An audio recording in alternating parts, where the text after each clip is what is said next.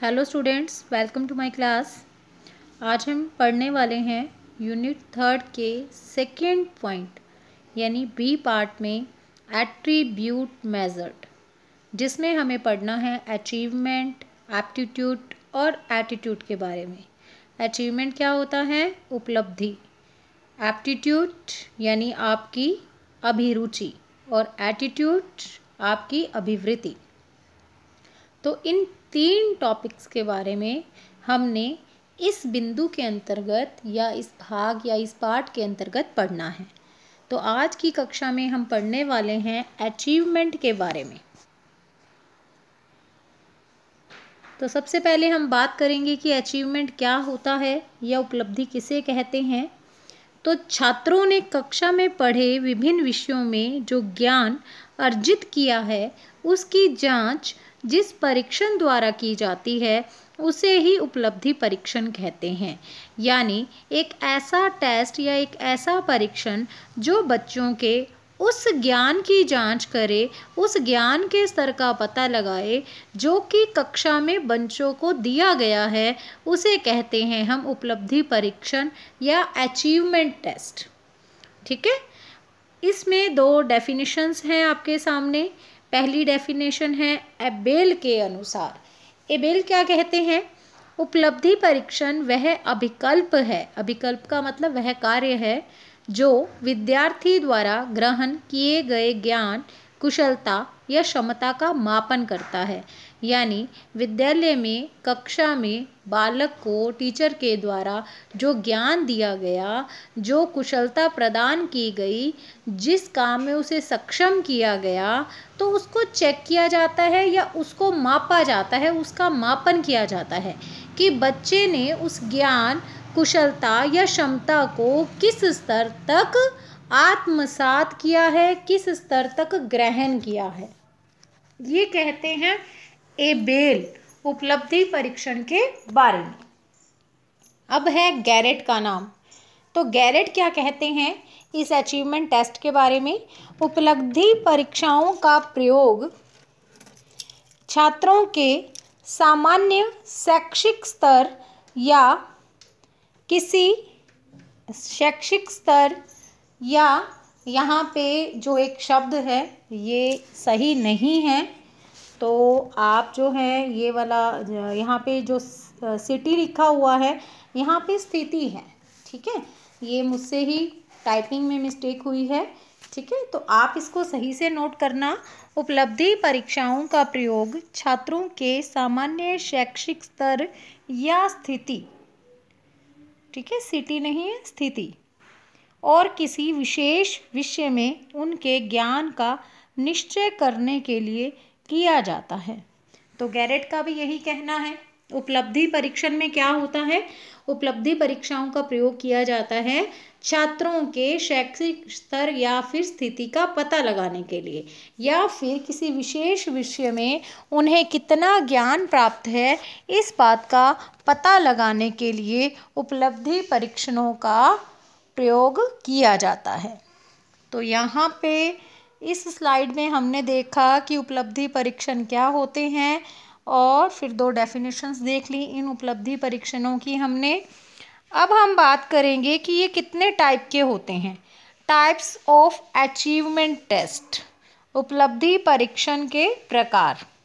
तो जो पहला प्रकार है वो होता है प्रवेश परीक्षाएं अथवा चयन परीक्षाएं।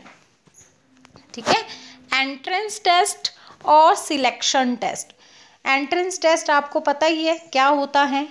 बहुत सारे एंट्रेंस टेस्ट होते हैं, जैसे कि आप प्री बीएड का टेस्ट दे के आए हैं, तो वो क्या टेस्ट है, वो कौन सा टेस्ट था? आपका एंट्रेंस टेस्ट था।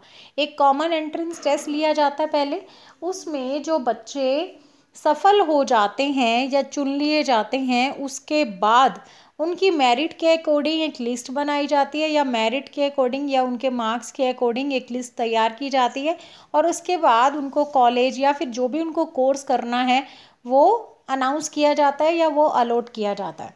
तो ऐसी परीक्षाएं उपलब्धि परीक्षणों के अंतर्गत आती हैं। अगर हम टाइप्स ऑफ अचीवमेंट की बात करें, टेस्ट की बात करें, तो जो सबसे पहला प्रकार, जो पहला सबसे टाइप हमारे सामने आता है वो है प्रवेश परीक्षा या फिर चयन परीक्षा, एंट्रेंस टेस्ट और सिलेक्शन टेस्ट। तो ये पहला प्रकार होगा जिसके द्वारा क्या किया जाता है, बच्चे को एंट्रेंस दी जाती है, या बच्चे को, देखो एंट्रेंस टेस्ट का मतलब एंटर करना है ना, कि इस टेस्ट को देने के बाद या इसमें सफल होने के बाद ही बच्चा किसी भी, जो भी उसकी इच्छा है उस फील्ड में जा सकता है, एंटर हो सकता है। इस टेस्ट को दिए बिना या फिर इस टेस्ट में सफल हुए बिना वो वहाँ उस कोर्स में, उस कॉलेज में, या जो भी उसे करना है वहाँ पे वो एंटर नहीं हो सकता। इसलिए इन्हें कहा जाता है एंट्रेंस एग्ज़ाम्स या एंट्रेंस टेस्ट।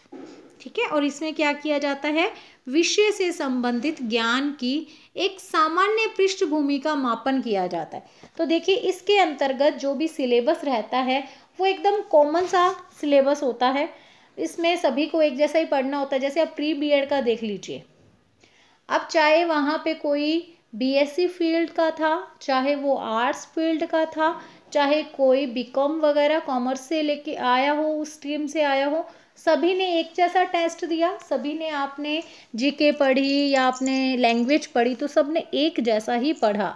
ठीक है, तो इस तरह से ये क्या करता है कि विषय से संबंधित ज्ञान की सामान्य पृष्ठभूमि, यानी बेसिक होती हैं चीज़ें, सबके लिए कॉमन चीज़ें होती हैं, उनका मापन किया जाता है इस टेस्ट। ठीक है, उसके बाद जो दूसरे प्रकार की जो परीक्षा होती है वो होती हैं निष्णात परीक्षाएं। अब ये निष्णात परीक्षाएं क्या काम करती हैं, मास्टरी टेस्ट जिसे कहा जाता है। तो ये मास्टरी टेस्ट, अब आप देखिए एक चीज़ तो ये पहले थी एंट्रेंस टेस्ट। एंट्रेंस टेस्ट में जैसे कि मैंने आपको बताया कि यहाँ पे हम क्या करेंगे, विषय से संबंधित ज्ञान की सामान्य पृष्ठभूमि का मापन करेंगे। सामान्य बात, चाहे कोई बच्चा किसी भी स्ट्रीम से आया हो, हम उसे ये टेस्ट जब वो देगा तो सबको एक जैसा ही पढ़ना होगा, सबको एक जैसा ही अनुभव लेना होगा, सबको एक जैसी ही तैयारी करनी पड़ेगी, सबको एक जैसे ही सब्जेक्ट पढ़ने पड़ेंगे। लेकिन यहाँ पे जो निष्णात परीक्षाएं होती हैं ये उन परीक्षाओं से अलग होती हैं। इनका काम क्या होता है, ये विषय के किसी एक आवश्यक पक्ष के पूर्ण ज्ञान का मापन करती हैं। ठीक है, क्या करती हैं, सामान्य पृष्ठभूमि वाला काम तो कौन करता है, केवल एंट्रेंस टेस्ट। लेकिन यहाँ पे ये जो निष्णात परीक्षाएं यानी मास्टरी टेस्ट है, ये मास्टरी आप समझते हैं ना, मास्टर होना किसी चीज़ का, यानी जहाँ पे बच्चे की मास्टरी चेक की जाएगी कि बच्चा किस काम में उसकी उपलब्धि है, या बच्चे को किस काम में मास्टरी हासिल है। तो इसके मायने उसके मायनों से अलग हो जाते हैं ना। तो यहाँ क्या होता है, विषय के किसी एक आवश्यक पक्ष के पूर्ण ज्ञान का मापन किया जाता है। आप इसको साधारण शब्दों में ये समझ लो कि आप एक साइड पे तो अपना एंट्रेंस टेस्ट रख लो जो आप प्री बीएड का दे के आए थे, और दूसरी साइड पे आपने बीएड में एंट्रेंस ले ली है, आपने फर्स्ट ईयर कंप्लीट कर ली है, तो आपने ये जो फाइनल लेसन या फिर जो क्रिटिसिज्म लेसन की जो तैयारी होती है ना, उसको ये समझो कि वो मास्टरी है, वो मास्टरी टेस्ट है। ठीक है, अब कोरोना काल के चलते तो बच्चों आप लोगों ने अभी तक क्रिटिसिज्म लेसन या फाइनल लेसन दिया नहीं है, लेकिन आप इसको एक साइड में रख दें, आप अब सेकेंड ईयर में सीधे ही इस बीमारी की वजह से या इस वायरस की वजह से हो चुके हैं। यहाँ पे ऐसा हुआ है ना कि आप आगे स्किप कर गए हो या आपको जो है आगे प्रमोट कर दिया गया है। अगर ऐसा नहीं होता है तो आप फर्स्ट ईयर के अंदर भी क्रिटिसिज्म लेसन और फाइनल लेसन देते हैं ना, तो वहाँ पे वो क्या होता है, वो मास्टरी। हम आपको जब 2 साल की ये बीएड है तो उसमें 1 साल में आप जो एक सब्जेक्ट पढ़ते हैं तो आपकी उस मास्टरी को चेक करते हैं क्रिटिसिज्म लेसन के द्वारा और फाइनल लेसन के द्वारा कि क्या आप अब उस सब्जेक्ट के मास्टर हो गए हो। मास्टर होना मतलब टीचर होना नहीं होता, मास्टर होने का मतलब क्या आप उसमें परफेक्ट हो गए हो, क्या आप उसमें एक्सपीरियंस्ड हो गए हो। ऐसा चेक करना जिस परीक्षा के द्वारा सफल हो पाता है या ये उद्देश्य जिस परीक्षा के द्वारा पूर्ण हो पाता है, उस परीक्षा को हम कहते हैं निष्णात परीक्षाएं या मास्टरी टेस्ट। ठीक है, अब आपको समझ में आ गया होगा। एक साइड पे आप एंट्रेंस के रूप में प्री बीएड को लेकर के चले और एक साइड पे आप मास्टरी टेस्ट के अंतर्गत आपके क्रिटिसिज्म फाइनल लेसन्स को लेकर के चले। ठीक है, या इसके भी अलावा अगर आपके जो थियोरटिकल जो एग्ज़ाम पेपर होता है यूनिवर्सिटी की तरफ से फर्स्ट ईयर और सेकेंड ईयर में, जो कि आपको प्रमोट कर दिया गया है, इस बार नहीं हुआ है, अब फाइनल ईयर में तो होगा ही ना सेकेंड ईयर में, तो आप देखो दोनों में बहुत फ़र्क है। ठीक है, दोनों में बहुत फ़र्क है, चाहे आप फाइनल एग्ज़ाम्स को लेकर के चलते हैं, चाहे ही आप अपने प्रैक्टिकल्स को लेकर चलते हैं, यानी क्रिटिसिज्म लेसन और फाइनल लेसन को लेकर के चलते हैं। दोनों ही चीज़ों में आपको दोनों ही चीज़ों में अंतर दिखाई देगा। तो इस तरह से ये है एंट्रेंस टेस्ट और मास्टरी टेस्ट में अंतर। चलिए अब तीसरा इसका बिंदु समझते हैं, निदानात्मक परीक्षाएं क्या होती हैं। वैसे तो आपके सामने आपको ये मैंने आपको आकलन पढ़ा चुकी हूँ, निदानात्मक आकलन डायग्नोस्टिक असेसमेंट तो आपको पता ही है, वहाँ बता चुकी हूँ निदान शब्द का अर्थ क्या होता है, कहाँ से आया, ये सब आपको मैं बता चुकी हूँ, तो आपको इसका अर्थ तो पता ही है। अब निदानात्मक परीक्षाएं क्या होती हैं, डायग्नोस्टिक टेस्ट क्या होते हैं, उसके बारे में जान लो। छात्र की जो विषय संबंधी कमजोरियों का मापन किया जाता है ना, यानी उसकी कमियों का पता लगाना, ठीक है, कमजोरियों का पता लगाना, वो क्या है, वो है निदानात्मक परीक्षाएं, या जिसे हम कहते हैं डायग्नोस्टिक टेस्ट। ठीक है, डायग्नोस करना, पता लगाना। अब क्या पता लगाना है, बच्चे की जो वीक पॉइंट्स हैं उनका पता लगाना है, बच्चे की जो कमजोरियां हैं, जो अधिगम में उसको बाधाएं आ रही हैं ना, उनका पता लगाना है। ठीक है, तो ये होती हैं डायग्नोस्टिक टेस्ट। उसके बाद देखिए है सामान्य उपलब्धि परीक्षाएं, जनरल अचीवमेंट टेस्ट। अब सामान्य उपलब्धि परीक्षाओं में आपके वही दोनों प्रकार आएंगे जो हम पहले पढ़ चुके हैं, प्रमापीकृत और अध्यापक निर्मित परीक्षण। ठीक है, ये आप पढ़ चुके हो पहले, स्टैंडर्डाइज टेस्ट और teacher made test, second unit में ही आ गया था ये आपके। ठीक है, तो ये सामान्य उपलब्धि परीक्षाएं या जनरल अचीवमेंट टेस्ट क्या होते हैं, किसी विषय संबंधी अधिगम उद्देश्यों का मापन किया जाता है। ठीक है, किसी विषय से संबंधित जो अधिगम उद्देश्य हैं उनका मापन किया जाता है कि अधिगम के उन उद्देश्यों की प्राप्ति किस स्तर पर हो सकी है, कितनी हो सकी है और कितनी अभी और बाकी है। अगर सही स्तर नहीं आ रहा है, अगर सही परसेंटेज नहीं आ रही है, अगर उद्देश्यों की प्राप्ति नहीं हो पा रही है, तब हम क्या करेंगे, तब हम तरीकों में चेंज करेंगे, तब हम मेथड्स बदलेंगे जिससे कि अचीवमेंट हो सके। ठीक है, और फिर आगे दो प्रकार इसी के ही बताए हुए हैं, प्रमापीकृत यानी कि स्टैंडर्डाइज्ड अचीवमेंट टेस्ट और अध्यापक निर्मित टीचर मेड उपलब्धि परीक्षण जिसको कह सकते हो आप। और जो ये टीचर मेड होता है ना, वो भी बच्चों आगे 4 प्रकार का है जो कि आप पढ़ चुके हो, इसीलिए मैंने यहाँ पे नहीं लिखा है। उपलब्धि परीक्षण के अंतर्गत जो अध्यापक निर्मित परीक्षण है उसमें 3 प्रकार का जो है वो टेस्ट बनेगा आगे। कौन कौन सा, तो वो होगा निबंधात्मक परीक्षण, ऐसे टाइप टेस्ट हो गए जो, फिर उसके बाद लघु उत्तरात्मक परीक्षण, शॉर्ट आंसर टाइप, और वस्तुनिष्ठ परीक्षण, ऑब्जेक्टिव टेस्ट। ठीक है, तो ये टोटल में 4 आ गए हैं, और आगे फिर सामान्य के अंदर 2 और उसमें भी अध्यापक निर्मित में 3। एक बार फिर से मैं आपको यहाँ पे रिपीट करवा देती हूँ जिससे कि आप किसी भी उलझन में ना रहें। प्रवेश परीक्षाएं अथवा चयन परीक्षाएं, एंट्रेंस टेस्ट और सिलेक्शन टेस्ट, फिर निष्णांत परीक्षाएं, मास्टरी टेस्ट, निदानात्मक परीक्षाएं, डायग्नोस्टिक टेस्ट्स, फिर सामान्य उपलब्धि परीक्षाएं, और फिर ये जो जनरल अचीवमेंट टेस्ट हैं वो 2 प्रकार के हैं, प्रमापीकृत उपलब्धि परीक्षण स्टैंडर्डाइज्ड टेस्ट और अध्यापक निर्मित परीक्षण टीचर मेड टेस्ट। अब ये जो टीचर मेड टेस्ट है वो भी आगे 3 प्रकार का है, निबंधात्मक परीक्षण, ऐसे टाइप टेस्ट, लघु उत्तरात्मक परीक्षण, शॉर्ट आंसर टेस्ट और वस्तुनिष्ठ परीक्षण जिसे कहते हैं ऑब्जेक्टिव टेस्ट। ठीक है, ये हैं टाइप्स ऑफ अचीवमेंट टेस्ट, उपलब्धि परीक्षण के प्रकार। चलिए, ये आपको अच्छे से समझ में आ गए होंगे, उम्मीद करती हूँ मैं ऐसी आपसे। अब हैं इनके क्या उपयोग हैं। यूज़ ऑफ अचीवमेंट टेस्ट, उपलब्धि परीक्षण के क्या क्या उपयोग हैं उनकी हम बात करने वाले हैं। ठीक है, तो सबसे पहली चीज़ जो है इसका उपयोग के अंतर्गत वो है चयन। और ये जो उपयोग बताए हैं, एक व्यक्ति है एनास्तासी। ठीक है, एनास्तासी, ए एनक वाला लिखना है और फिर न को आ की मात्रा, स आधा तासी। ठीक है, एनास्तासी, उसने ये सारे उपलब्धि परीक्षणों के उपयोग बताए हैं। ठीक है, यूजेस ऑफ अचीवमेंट टेस्ट किसने बताए, एनास्तासी ने। पढ़ते हैं क्या क्या उपयोग बताते हैं एनास्तासी। तो सबसे पहला बिंदु है चयन यानी सिलेक्शन।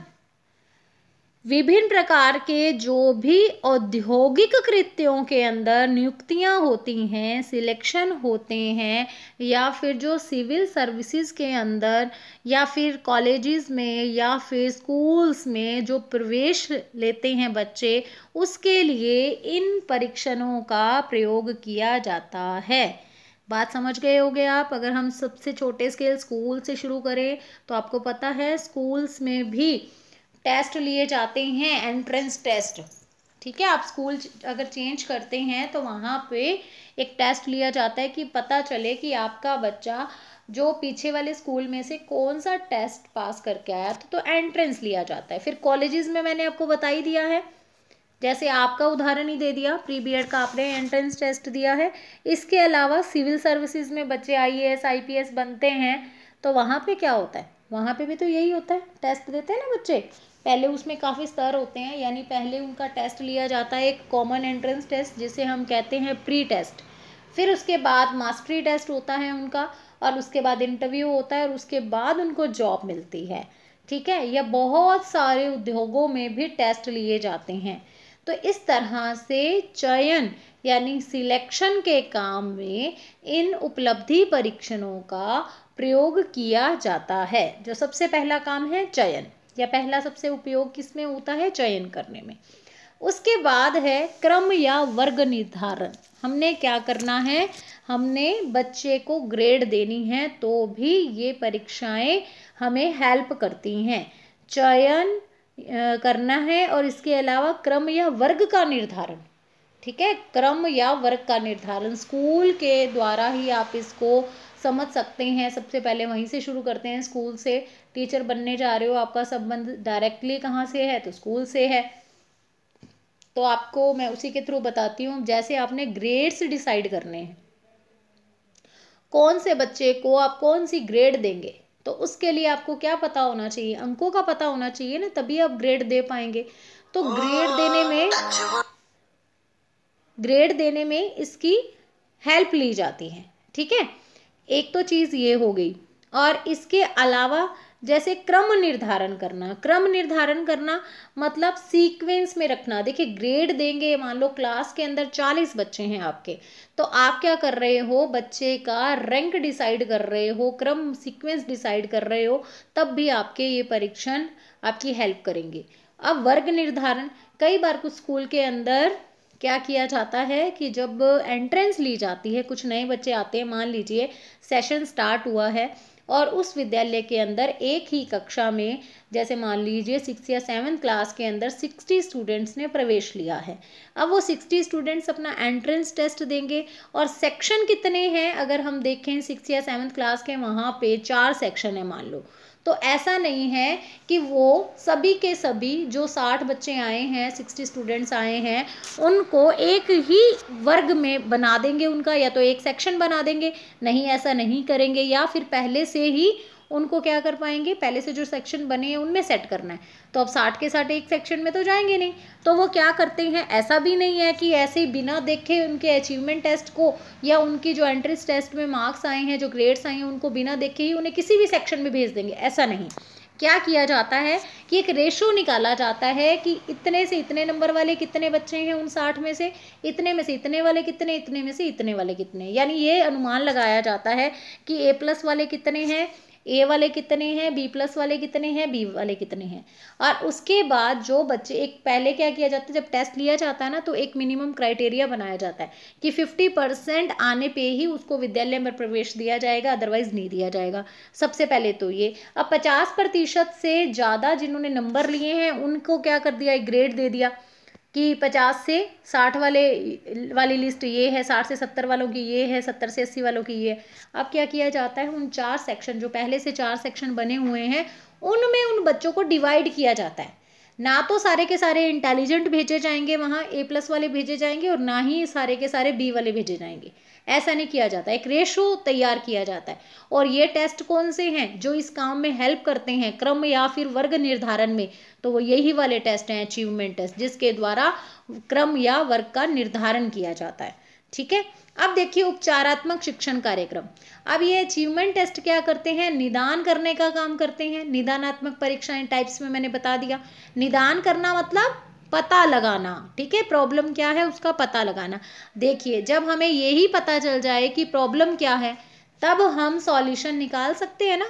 तो निदान के बाद उपचार किया जाता है। ठीक है। तो जो भी प्रॉब्लम रही है, तो निदान में हमें प्रॉब्लम का पता चल जाएगा और उपचार में उसको उपचार किया जाएगा। ठीक है। तो एक जो उपयोग हो गया इसका वो है उपचारात्मक शिक्षण कार्यक्रमों में सहयोग प्रदान करना। इसके बाद है निम्नतम कार्य स्तर का मापन।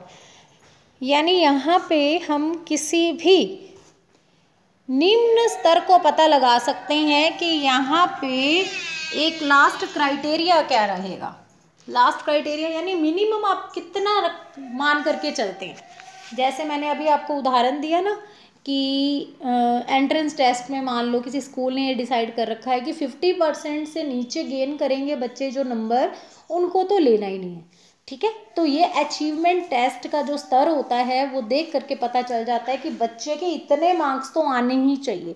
तो एक एकदम लोएस्ट फॉर्म जो रखी जाती है, जैसे अपनी यूनिवर्सिटी रखती है, स्कूल्स में रखा जाता है ना कि 100% में से 33% से कम जिसके भी मार्क्स आएंगे वो फेल हो जाएगा, वो बाहर हो जाएगा, लाइन से ही बाहर हो जाएगा, क्राइटेरिया से ही बाहर हो जाएगा।